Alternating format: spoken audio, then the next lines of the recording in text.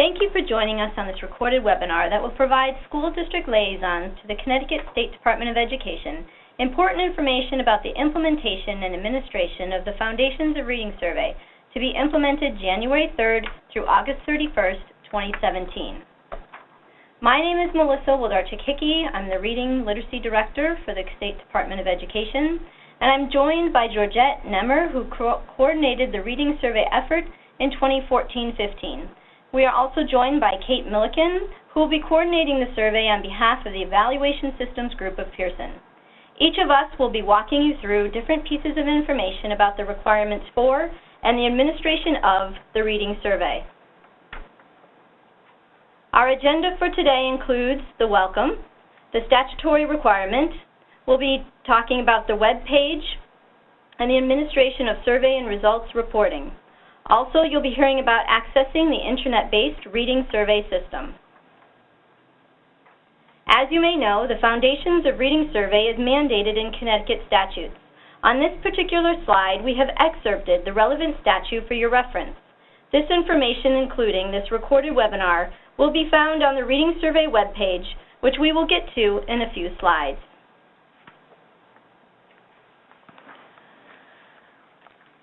We're going to go through the question of who must take the reading survey. First and foremost, any teacher holding a valid certificate endorsed in one of the following areas, including integrated early childhood special ed, nursery to kindergarten and elementary 1 through 3, which is endorsement 113, any of the elementary education endorsements that you see listed here, or a bilingual elementary endorsement, will be required to take the survey.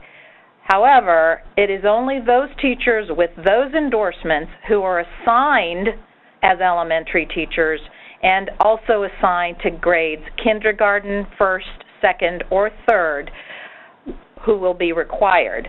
This is based on the district reporting of data for 2016-17 in the Educator Data System, or EDS. If the data about the assignment or the grade of the teacher is not correct, then you as the Reading Survey Liaison must contact the person in your district who enters or corrects the EDS data to make these changes. Otherwise, we are pulling directly from the certification system and EDS to identify the teachers who will be required to take the reading survey during this school year. Please note that valid certificates are the only ones that will be pulled for the teachers who are required to take the survey.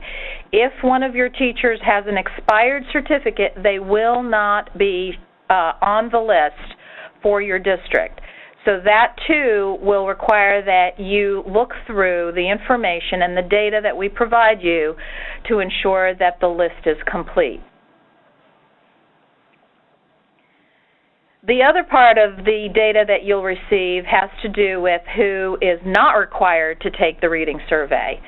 We will provide you a list of teachers who have passed the Foundations of Reading test, which is required for certification, and those teachers will be on the exempt list for your district. And the teachers who served on the item review panel will also be exempt from taking the survey. There are only a few of those, about 15 teachers statewide, who will be on the respective district list as exempt. You will not receive data specifically about the following group of teachers who are not required to take the survey, but we are going to review that here as a category for you to understand and explain to the teachers who are assigned either above grade 3 or in pre-K, who are serving as special ed teachers, reading teachers, resource teachers, interventionists, content coaches, TESOL teachers, or substitute teachers, but who may hold an elementary or early childhood endorsement. If the assignment is in these areas or the grade level is not K through 3, those teachers' names will not appear on the list of those required to take the survey. The administration of the survey will begin January 3rd, 2017 and continue through August 31st, 2017. It is at the district's discretion to plan and administer the survey on dates and in locations as the district and school leadership decide is appropriate for their local community. It is important to keep in mind the parameters listed in this slide when planning your district's administration.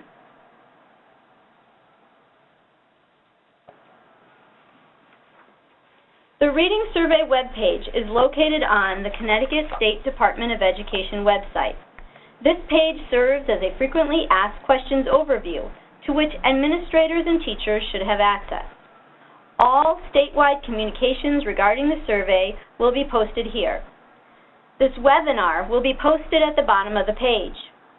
Resources, including the survey objectives and a practice test, are posted there as well. The practice survey can be used to prepare prior to the survey and may be best used in a collaborative group prep session to promote discussion about the reading concepts. The practice survey packet not only includes 100 multiple choice, but also 2 open-ended example questions and an analysis of the right and wrong answers to the items so teachers can understand the rationale for each correct answer. Teachers are not required to complete the open response items that are in the practice test because that will not be in the survey.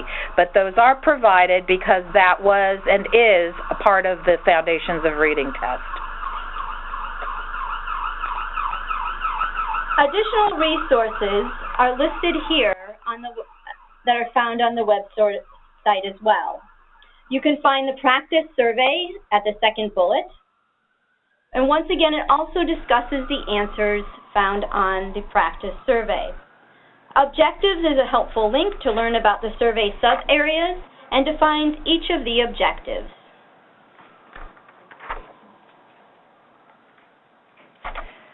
We're now going to review how you, as the district liaison, will access the Reading Survey portal and be able to download the final list for your school district.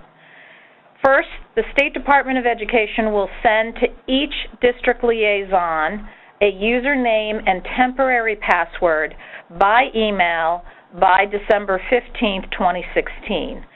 This will be an individual email sent to each designated liaison. Using the temporary password and username, the district liaison will need to go to the Reading Survey webpage and click on the portal button to access the login screen. Once in the portal, you will use the information, the username and password, and it is a temporary one because you will be expected to change it, to create then a new password. You will then be redirected to the web page where your district data will be contained and can be downloaded. The following screenshots will show the above steps.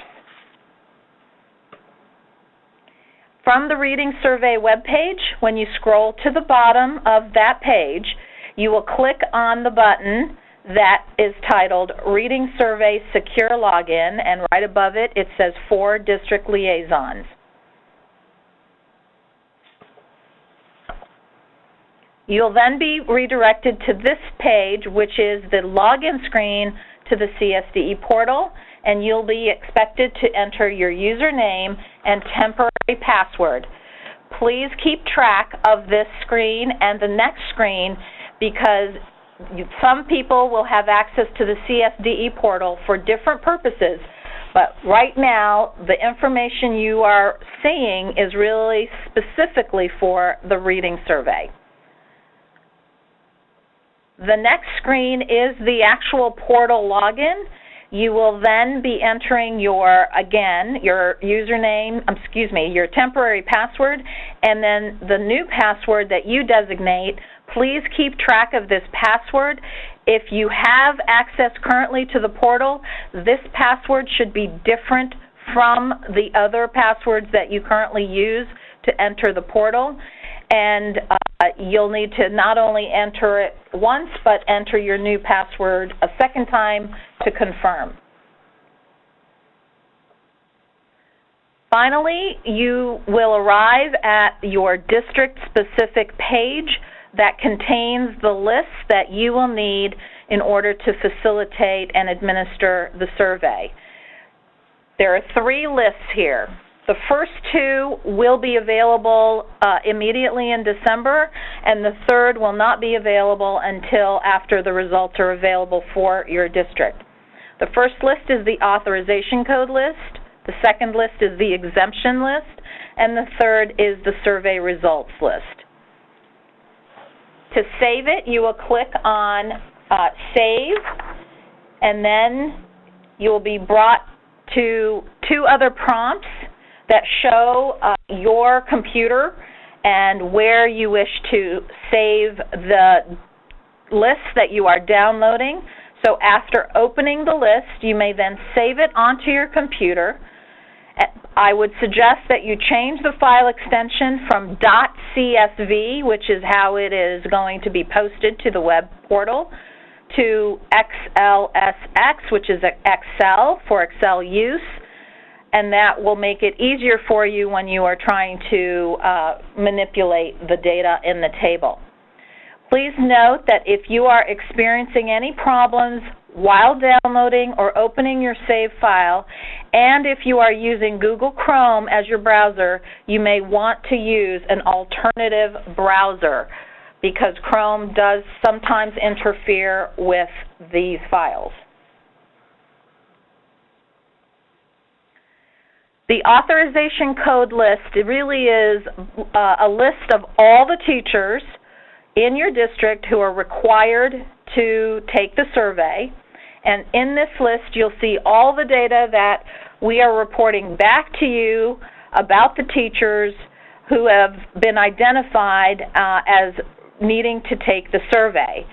The first column, column A, is the authorization code. Each teacher gets a unique code and must be given this code when they are ready to take the survey. I would recommend that you hold on to the codes until just prior to administration of the survey rather than distribute it as soon as you have it available.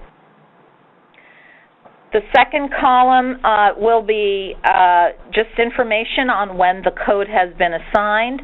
The third column is the EIN, and the remaining columns relate to the name, the certification, the endorsement code, the assignment code, and the grade level that has been reported to the department in EDS. Please note that in the first column, the 9-digit authorization code may or may not appear in an expanded column format. If you are not seeing all 9 digits, you will need to expand the column so that you do see all 9 digits.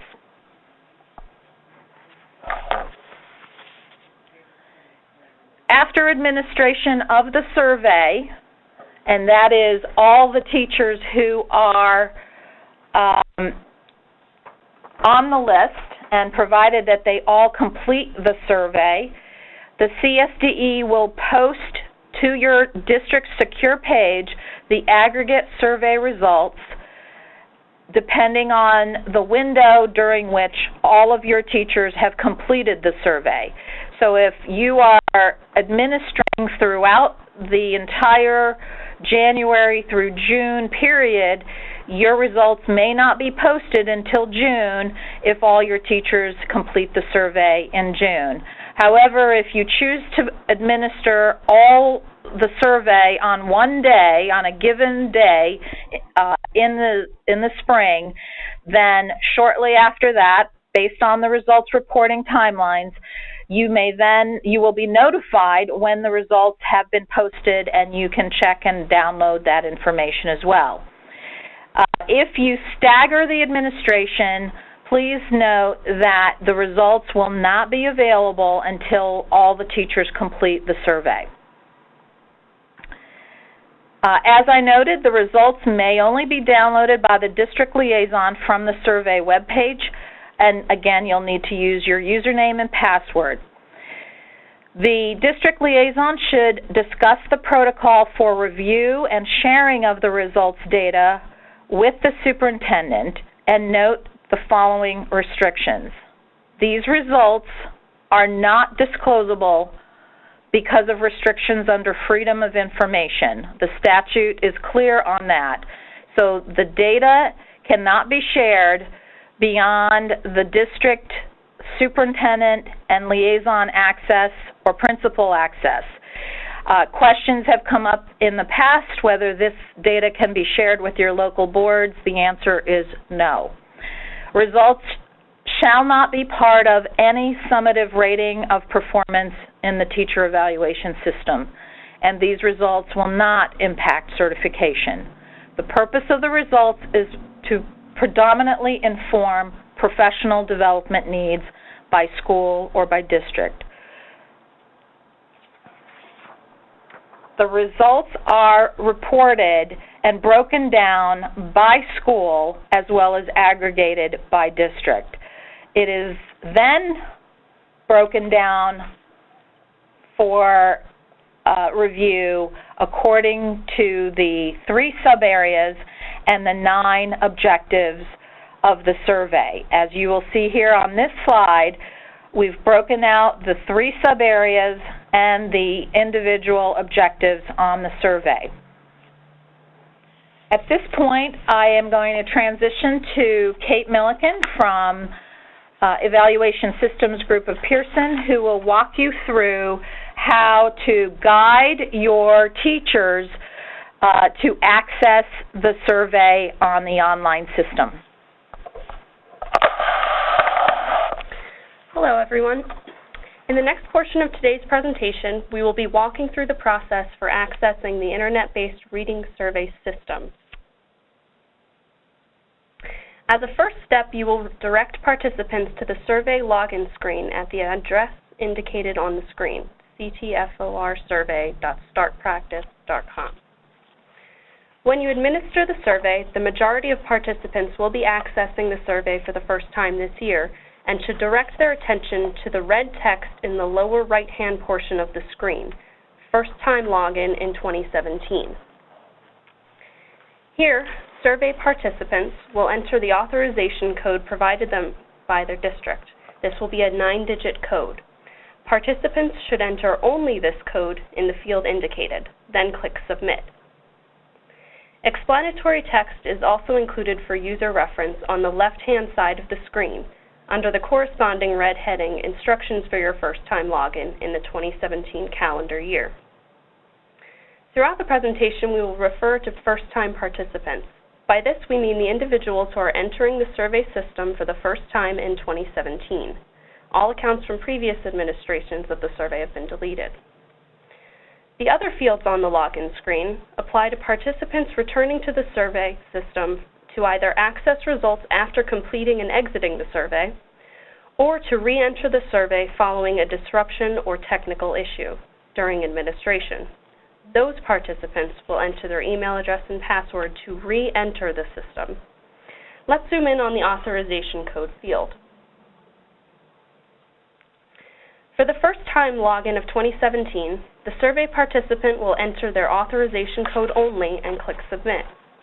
If a participant experiences a technical issue that results in reissuing a new authorization code to the participant, follow the procedure for first-time login.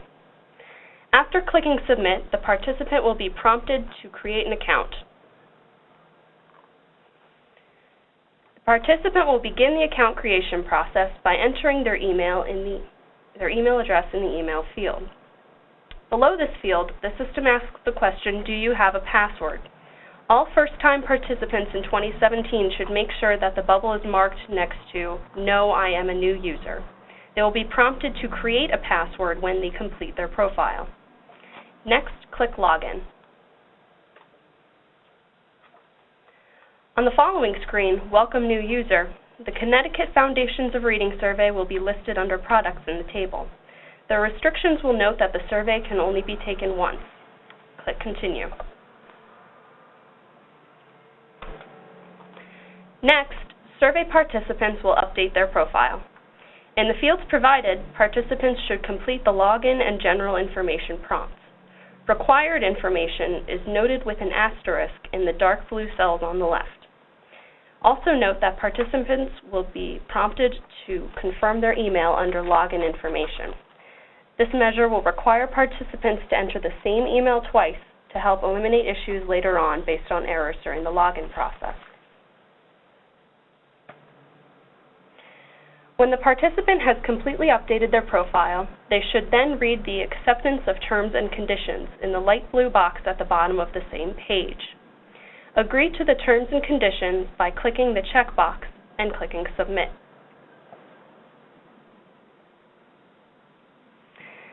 The participant will then be taken to the Start screen. In the display on this page, you will see the Connecticut Foundations of Reading Survey under Title, and notice that the survey will expire 4 hours after it has been started. Participants will have up to 4 hours to complete the Foundations of Reading survey. If the survey administration is interrupted for any reason, for example by computer issues, a power outage, or other disruptions on site, such as a fire alarm, they will be able to re-enter the survey through the second and subsequent logins portion of the survey login screen, and continue the survey from the point where the disruption occurred. If a participant is able to return to the survey within the same day, the proctor may contact Internet Testing Services to request that the survey time be manually extended. If a disruption of longer duration occurs, such that a survey participant cannot return to the survey on the same day, the responses to that point will not be submitted and will expire. If the participant cannot return to the survey in the same day, the district will need to provide the participant with a new authorization code. In this case, the proctor should contact Evaluation Systems. Internet Testing Services and Evaluation Systems support for survey proctors only is available at the phone numbers provided at the end of this presentation. Once participants have reached the Start Survey screen, they will click Start in the right-hand portion of the table to launch the survey.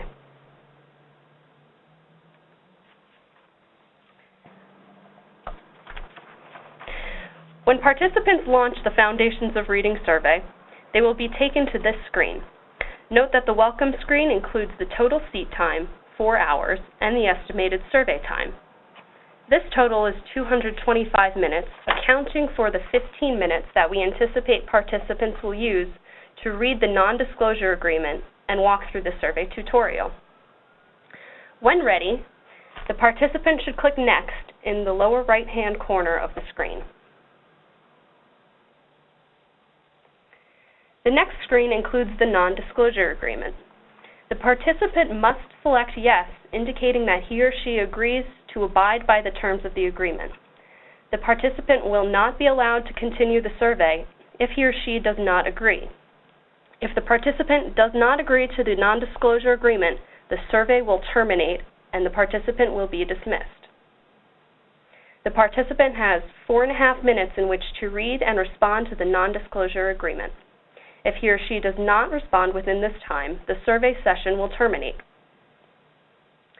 After agreeing to the terms, the participant will click Next in the lower right-hand corner of the screen to advance to the survey tutorial. A tutorial is provided to allow participants to acclimate to the survey environment. The participant is given 10 minutes to progress through the 8 tutorial screens. The tutorial will introduce the participant to features of the survey system, including tracking your time and progress throughout the survey, using the scroll bar to view all content on the page, navigating through survey screens, flagging items for review, using the survey review feature, and ending the survey.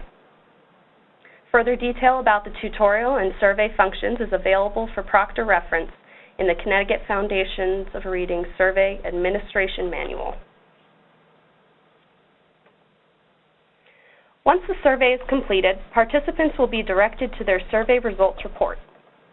The survey participant can print the results at any time by logging in to ctforsurvey.startpractice.com and clicking View Report.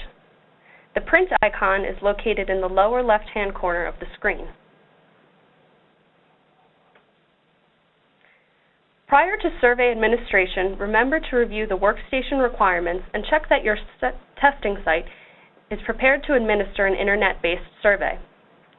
If survey workstations do not meet these requirements, participants may experience technical issues related to screen size and survey navigation, for example. In order for your center to administer an internet-based survey, the following requirements must be met or exceeded. Please take a moment to review these requirements.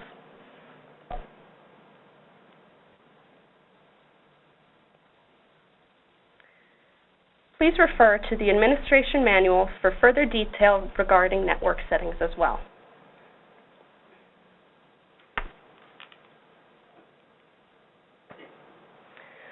Do you have questions?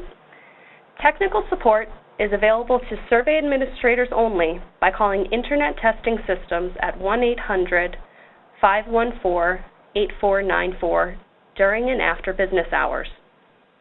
Other questions from administrators and proctors only about survey administration can be directed to Evaluation Systems by calling 866-565-4847 between 9 a.m. and 5 p.m. Monday through Friday.